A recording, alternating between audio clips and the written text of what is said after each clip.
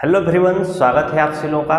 तो देखिए, पिछले वाले वीडियो में मैंने आपको अक्षांश रेखा, देशांतर रेखा, कर्क रेखा, मकर रेखा के बारे में बताया था। आज मैं आपको जो बताऊंगा, उत्तरी गोलार्ध में कब सबसे बड़ा दिन होता है, कब दक्षिणी गोलार्ध में सबसे बड़ा दिन होता है, कर्क रेखा पर कब सूर्य की किरणें लंबवत पड़ती हैं, कब मकर रेखा पर लंबवत पड़ती हैं, कब भूमध्य रेखा पर पड़ती हैं। तो बेहद ये आसान तरीके से बताएंगे, आपको समझ में आ जाएगा, थोड़ा धैर्य रखिएगा।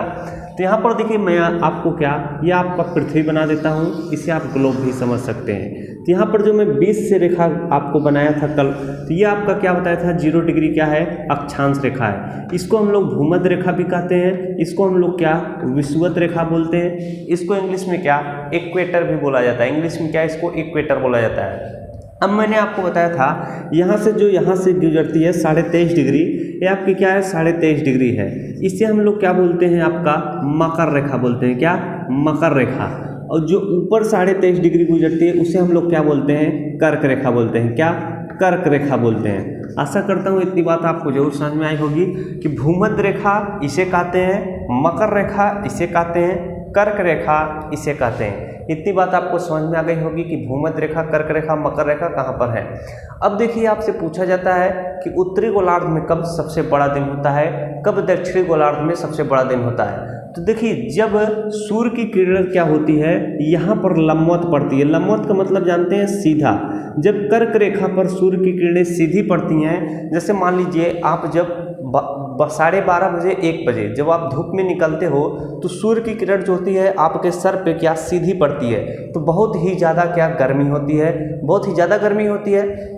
तो उसी प्रकार से जब सूर्य की किरण यहाँ कर्क रेखा पर लंबवत पड़ती है, सीधी पड़ती है, तो कर्क रेखा वाले क्षेत्र जो होते हैं बहुत ही ज़्यादा गर्म हो जाते हैं। क्या, बहुत ही ज़्यादा गर्म हो जाते हैं और बहुत ही सबसे अधिक गर्मी भी पड़ती है इसी दिन। अब देखिए, और क्या होगा, जब यहाँ पर सूर्य की किरण लंबवत पड़ेगी, सबसे ज़्यादा सूर्य की किरण यहीं पर पड़ रही है कर्क रेखा पर, तो क्या होगा, दिन क्या होगा, सबसे बड़ा होगा। क्यों?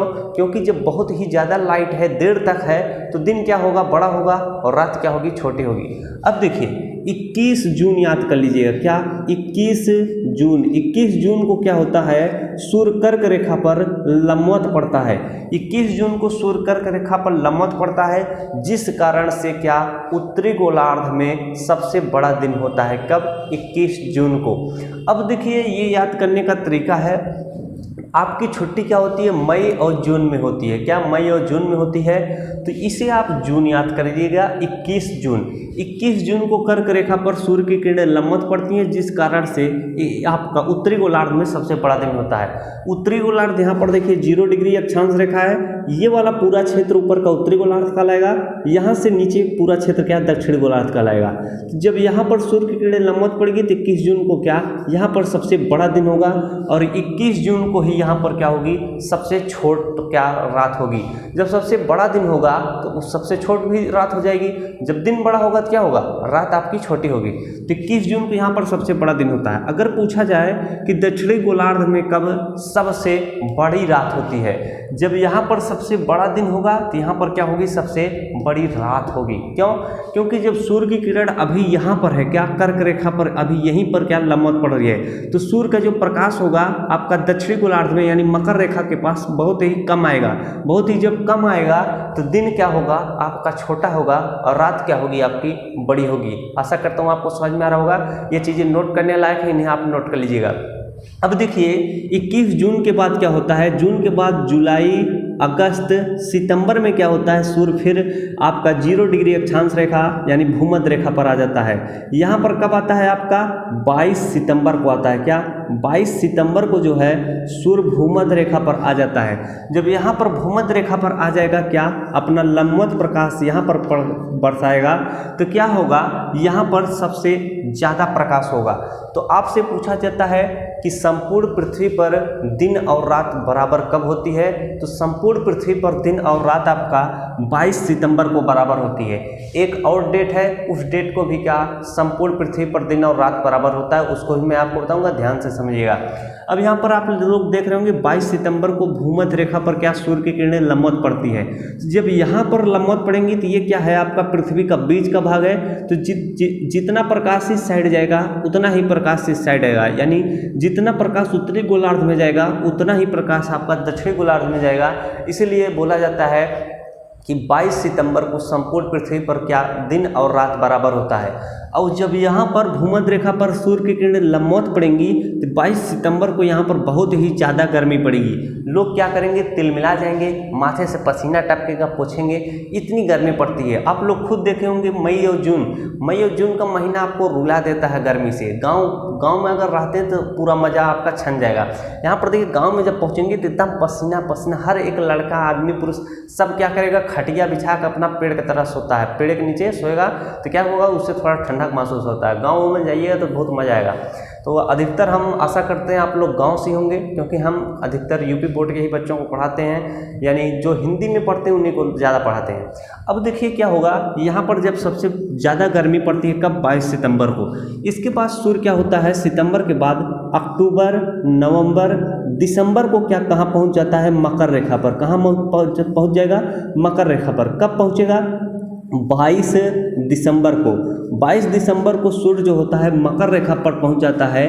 तो जब यहाँ पर पहुंच जाएगा तो यहाँ पर क्या, सूर्य की किरणें लंबवत पड़ेंगी। क्या लंबवत जब पड़ेंगी तो यहाँ पर सबसे ज़्यादा सूर्य का प्रकाश होगा।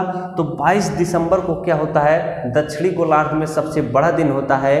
अब जब यहाँ पर सबसे बड़ा दिन होगा तो यहाँ का प्रकाश क्या होगा, कम जाएगा उत्तरी गोलार्ध में। जब उत्तरी गोलार्ध में कम जाएगा तो यहाँ पर 22 दिसंबर को उत्तरी गोलार्ध में क्या, रात सबसे बड़ी होती है। क्या, रात सबसे बड़ी होती है। कहाँ पर, यहाँ पर उत्तरी गोलार्ध में। आशा करता हूँ इतनी बातें आपको समझ में आ गई होगी। अब देखिए इसे याद कराना कैसे है। यहाँ पर जून आप देखे होंगे, जून के बाद आपको हर 3 महीना बढ़ाते जाना है, तो आपको ये आराम से पता चल जाएगा। जैसे देखिए जून था, फिर आपका जुलाई आया, फिर इसके बाद अगस्त आया, फिर आपका सितंबर आया। इस तरह से आप लोग समझ गए। फिर इसके बाद सितंबर के बाद देखिए अक्टूबर आया, फिर नवंबर आया, फिर यहाँ पर दिसंबर आ गया। आशा करता हूँ आपको इतनी बातें समझ में आ गई होगी। 3-3 महीना बढ़ाना है। डेट कैसे याद रखना है, डेट ऊपर का 21 याद रख लीजिएगा, फिर 22 याद रखिएगा, फिर 22 याद रखिएगा। फिर इसके बाद दिसंबर के बाद क्या होता है, यहाँ पर जब सूर्य की किरणें लंबवत पड़ती हैं तो 22 दिसंबर को यहाँ पर सबसे बड़ा दिन होता है। कहाँ, दक्षिणी गोलार्ध में। जब यहाँ पर सबसे बड़ा दिन होगा 22 दिसंबर को, तो 22 दिसंबर को ही रात को क्या होगी, छोटी भी हो जाएगी। जब दिन बड़ा होगा तो क्या होगा, रात छोटी होगी। और यहाँ पर रात छोटी होगी, लेकिन यहाँ पर क्या होगा, रात बहुत बड़ी होगी। क्या होगी, रात बहुत बड़ी होगी और दिन क्या होगा, छोटा होगा। क्यों छोटा होगा, क्योंकि यहाँ पर सूर्य की किरणें जब लंबवत पड़ती हैं तो इस साइड में सूर्य का कम प्रकाश जाएगा। जब कम प्रकाश जाएगा तो दिन क्या होगा, छोटा होगा और रात क्या होगी, बड़ी होगी। आशा करता हूँ आप मेरी बात को जरूर समझ पा रहे होंगे। अब देखिए क्या होगा, दिसंबर के बाद क्या होगा, सूर्य फिर से ऊपर जाएगा, सूर्य नीचे नहीं आएगा। अब ये चीज़ मैं आपको अभी बताता हूँ, पहले आप लोग ध्यान से समझिएगा क्यों नीचे सूर्य का प्रकाश नहीं। इसके बाद फिर यहाँ पर आ जाएगा। फिर दिसंबर के बाद जोड़िएगा जनवरी, यहाँ पर देखिए जनवरी, फरवरी, मार्च में फिर सूर्य कहाँ जाएगा, 0 डिग्री आपका अक्षांश रेखा पर, यानी भूमध्य रेखा पर। तो यहाँ पर आप कितना लिखेंगे, 21 मार्च लिखेंगे।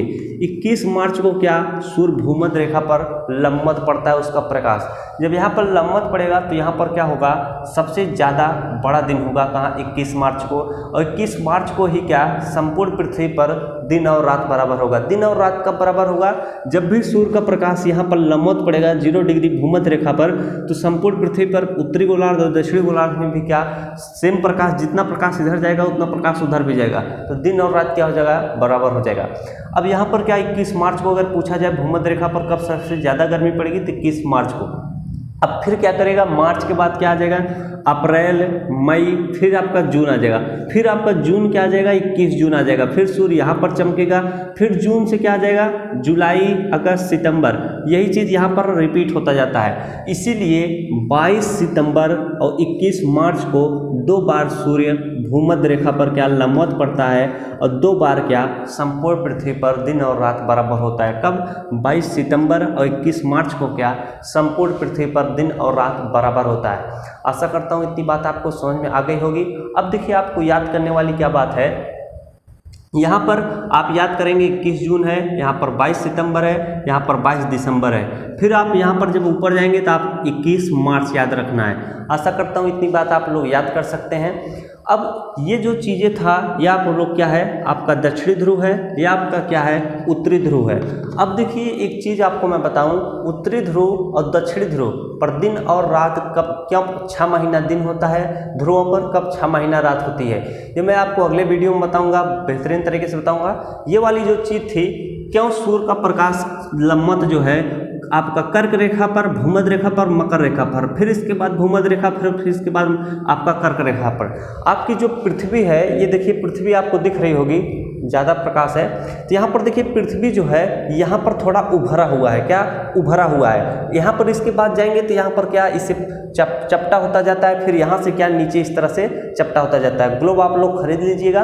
तो इसीलिए क्या होता है, यहाँ पर क्या है, बीचों बीच में क्या आपका भूमध्य रेखा है, यहाँ पर आपका क्या है, कर्क रेखा है, क्या कर्क रेखा है, नीचे क्या है, मकर रेखा है। तो पृथ्वी जो है क्या सूर्य का इस तरह से चक्कर लगाती है। जब सूर्य का चक्कर लगाती है तो इसका इतना ही भाग क्या होता है, ज़्यादा प्रकाशमय रहता है, क्या इतना ही भाग ज़्यादा प्रकाशमय रहता है। और यह पृथ्वी क्या है 23.5 डिग्री झुक कर क्या सूर्य का चक्कर लगाती है इस तरह से 23.5 डिग्री। आशा करता हूँ आपका मेरी बात को जरूर समझ पाएंगे। जब यहाँ पर देखिए आपको इसको समझा देता हूँ। यहाँ पर मान लीजिए क्या है, ये सूर्य है, क्या है, सूर्य है, और यहाँ पर ये क्या है, पृथ्वी का ऑर्बिट, इसके इसी में इसका चक्कर लगाती है। तो पृथ्वी क्या है इस तरह से झुकी हुई है। इस तरह से जब झुकी रहेगी तो क्या होगा, कर्क रेखा पर सूर्य की किरणें क्या होंगी, लंबवत पड़ेंगी। इसीलिए जब यहाँ पर लंबवत पड़ेंगी तो उत्तरी गोलार्ध में क्या सबसे बड़ा दिन होगा। जब पृथ्वी फिर सूर्य से इतना होकर दूर होकर जाएगी तो क्या हो जाएगा, भूमध्य रेखा पर आ जाएगा। तो भूमध्य रेखा पर क्या हो जाएगा, सूर्य की किरणें लंबवत पड़ेंगी। फिर ऐसे घूमते घूमते जब इधर जाएगी तो क्या हो जाएगा, मकर रेखा पर आपकी सूर्य लंबवत पड़ेगी। आशा करता हूँ आप मेरी बात को समझ पा रहे होंगे। इस तरह से क्या सूर्य की किरणें कर्क रेखा से भूमध्य रेखा, भूमध्य रेखा से मकर रेखा, मकर रेखा से भूमध्य रेखा, फिर इसके बाद यहाँ पर। अब आपसे जब पूछूं मैं कि कर्क रेखा भारत के 8 राज्यों से होकर गुजरती है, इसीलिए बोला जाता है कि भारत में भीषण गर्मी पड़ती है। क्यों, क्योंकि कर्क रेखा भारत के बीचों बीच से होकर गुजरती है, 8 राज्यों से होकर गुजरती है। तो 21 जून को भारत में क्या बहुत ही ज़्यादा गर्मी पड़ती है। 8 राज्य गर्मी से बहुत ही ज़्यादा प्रभावित रहते हैं। आशा करता हूँ आज के बारे में, इस लेक्चर के बारे में आपको जरूर समझ में आया होगा। इसी प्रकार के मददफुल वीडियो पाने के लिए चैनल को एक बार जरूर विजिट करिएगा।